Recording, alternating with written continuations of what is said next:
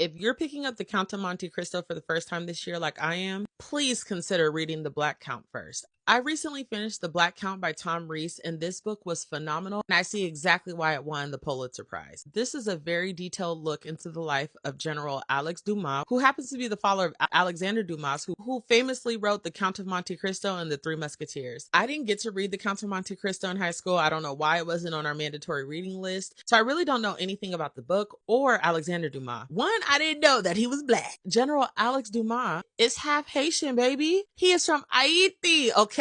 This book starts with the birth of Alex Dumas all the way down to his death, and it is epic to the 10th degree. If you don't know much about French history, the French Revolution, Napoleon Bonaparte, this book does a great job at synthesizing all that information. I say read this book before you read The Count of Monte Cristo because it will absolutely enhance your reading journey with that novel. General Alex Dumas was a skilled war general. He used his life, body, mind, and spirit to fight for France, and France absolutely turned their back on him. Little ass Napoleon Bonaparte was an evil little devil, and General Alex Dumas still never deserted his country. He held his position in such high regard, and he respected his country, he loved his country, and he wanted to do everything he could to fight for its freedom. You will read about the injustices against General Dumas. You will hear about what he had to go through just to clear his name. You'll hear about the love he had for his wife and his family. Of course, you know, The Count of Monte Cristo is based on the life of General Dumas, and it just infuriates me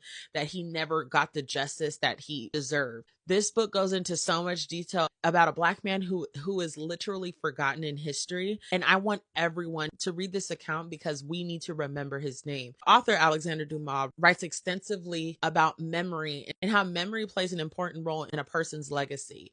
He wrote The Count of Monte Cristo because he wanted people to remember his father's legacy, and he also wanted to write an alternative ending to his father's story. And I find it beautiful that in the year 2025 and 2026, we are now speaking General Dumas's name again. And I feel like Alexander Dumas' ultimate goal is now being met. Even though The Count of Monte Cristo is an extremely well-known work, I don't think a lot of people understand that it's about his father. And I also don't think that people realize that they're Black. But I think this is a great instance where social media and deeper education and people writing books about forgotten heroes is so important, because now a whole new generation of people are able to familiarize themselves with this history, hopefully make his name known even greater. And hopefully this will lead others to unearth the lost history of other amazing people of color whose names were also forgotten. This book is concise, it's informative, it reads like fiction. General Alexander Dumas has an amazing story, and I really hope that people are encouraged to pick this up before they